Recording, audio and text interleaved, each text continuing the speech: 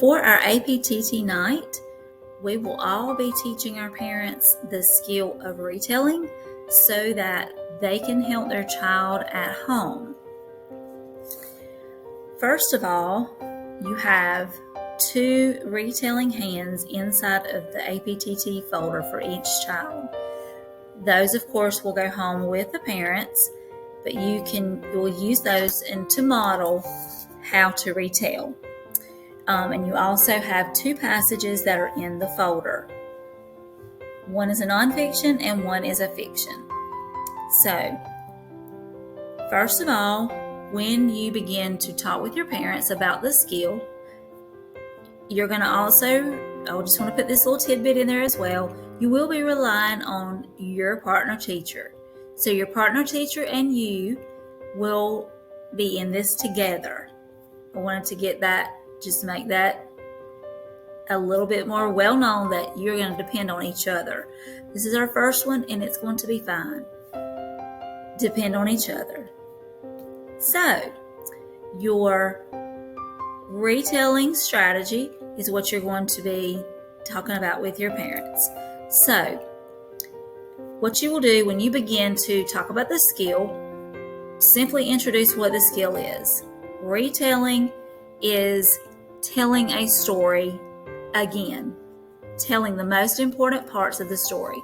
Now, make sure that they know that you don't want students to tell you every single piece of the story because that's not what retelling is.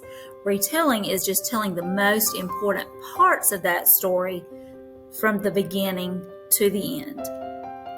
Thus, on the hand, it has that. You have, starting on the thumb, you've got your characters, and then your setting, and then your beginning, your middle, and your end.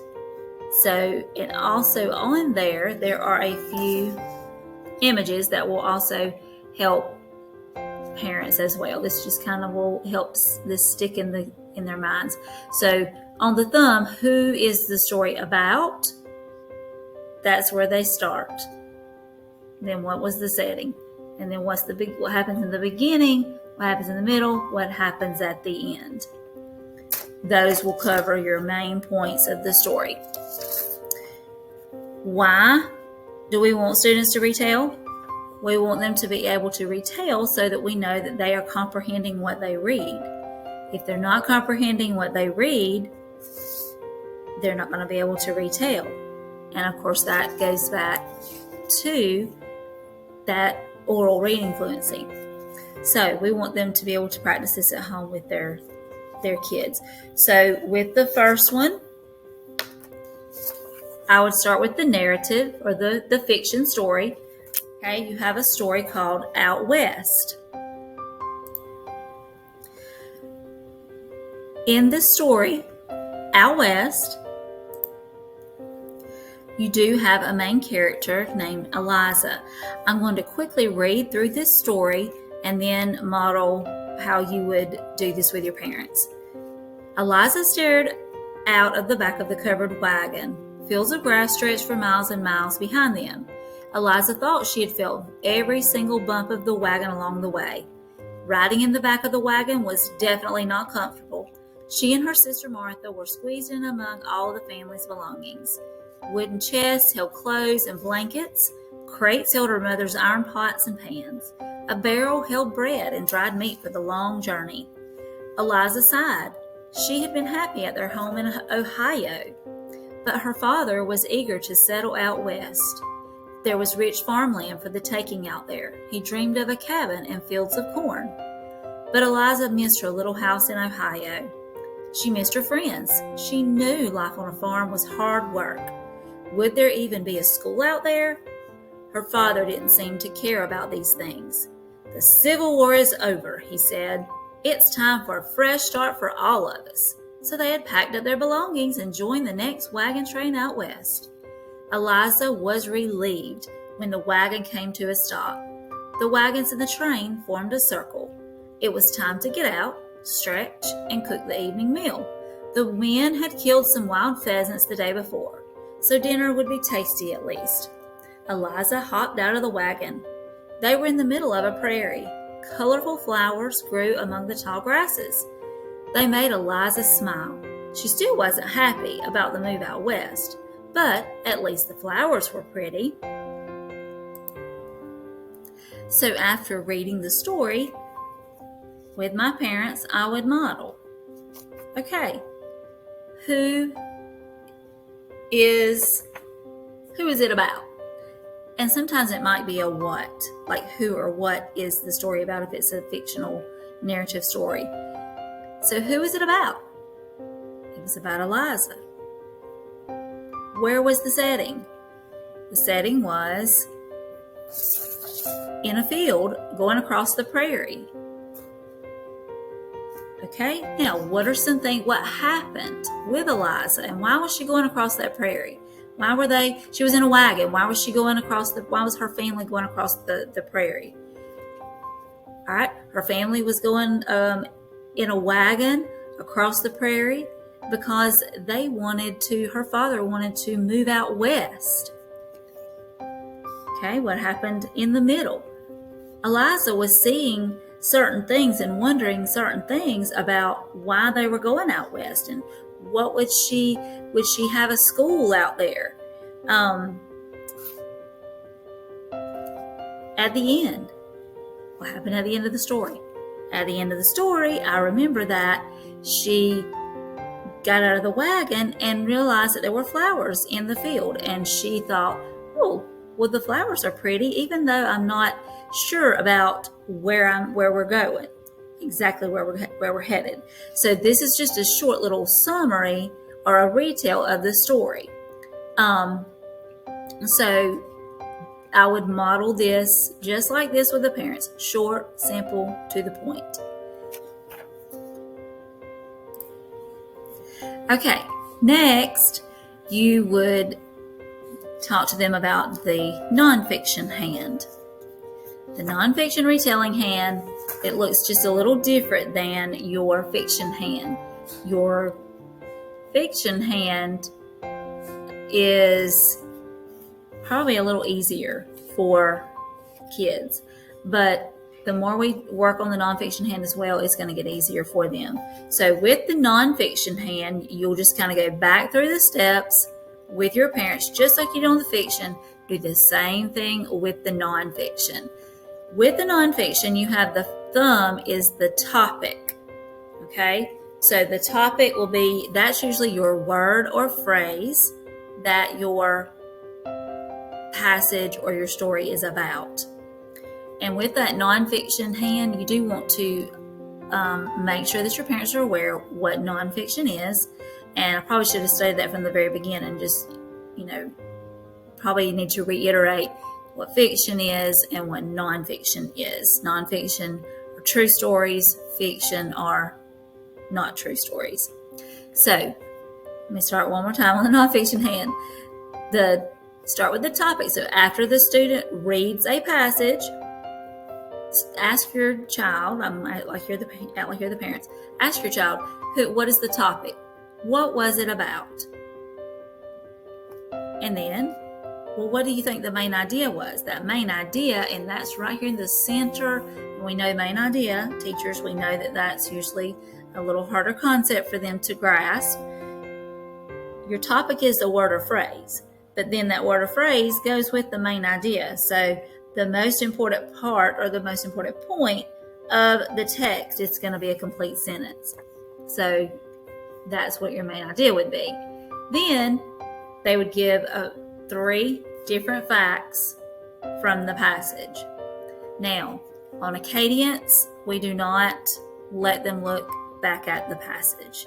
Just keep that in mind. Now, they may have to, once you are kind of starting off, since this is the beginning, they may have to look at the passage some to be able to retell, but you really want them to not look at the passage. You want them to be able to remember what they've read. So that's the nonfiction hand. With your nonfiction passage, you will model this with the parents. You have a passage called What is a Comet? All right, this is a shorter one, of course. So I'm going to quickly read this one. A comet is almost like a dirty snowball. A comet is a ball of dust, ice, and rock that travels around the sun. It can take some comets thousands of years to travel around the sun. That is a long journey. The main part of a comet is called the nucleus. The nucleus of a comet can be as long as a few miles across. It is made of dust and ice. When a comet moves closer to the sun, it gets warmer. The comet's ice melts and changes into gas. Pieces of dust and gas start trailing behind it. This makes the comet look like it has a tail. In fact, comets usually have two tails. These tails can be hundreds of miles long. Astronomers know about a few thousand of comets, but they think there are actually maybe billions of comets in our solar system. One famous comet is called Halley's Comet. People can see this comet from Earth about every 76 years. The next time people will be able to see the comet is in 2061. Do you want to see Halley's Comet? If so, remember to keep an eye out around the year 2061. All right, and then with your nonfiction hint, what is the topic? Comets. Well, what's that main idea of the passage? What is the main point that it tells? What tells me all about that passage? Well, comets are made up of ice and dust and only come around. I'm having to look back at my passage. Only coming around is about every 76 years. Sorry, y'all, I know how the kids feel now. So that is that's possibly my main idea. And then I'm going to give a fact. All right, I know the main part of a comet is a nucleus. Another fact, something that I learned from the passage was that when the comet moves closer to the sun, it gets warmer. It's because it's made of ice. I believe it's going to begin melting. Okay. And a third fact is that astronomers think that there are thousands of comets. And not just 1,000 or thousands, but even billions of comets. And one of the famous ones is Halley's Comet. And if you want to see that comet, you can see it again in 2061. So I've named 3 facts. Now, that's your nonfiction hand. This has been a very rough video. I'm doing it at 9 o'clock at night. So this is a rough sketch of what you would do with your parents. As the year progresses, we will take the Retell in hands and we'll scaffold a little harder, a little bit more rigorous, once we see that they are getting that goal down of improving on the Retell, especially your 4th and your 5th graders. The hand can become more rigorous and be scaffolded a little higher because they should be. But right now, we're going to have to start where they are and then work them to get to where we need them to be. Now, your passages will get a little harder, get harder. They'll need to be on their levels. So we'll talk about that more after APTT. But again, this was a rough little sketch of kind of what you'll do with your parents. Let's go back and review. You'll tell them what the skill is, describe what Retell actually is, and why we're doing Retell, as far as why you want to Retell, and model the hand with them. And then you'll send the hands and the passages and all those materials home with them. If you have any questions, if you're not sure, if you want me to come and walk with you Monday at some point in the day, if you want me to walk through it with you, One-on-one, I will be glad to do that. It's not going to be hard. I know it's something different with speaking in front of your parents, but it's going to be fine. There'll be 2 of you in the room. The ELA teachers will be in the room with the math teachers, so that if I was a math teacher, I would rely heavily on my ELA teacher. So because your ELA teachers know how to teach this skill. So if you have any questions, please feel free to reach out to me.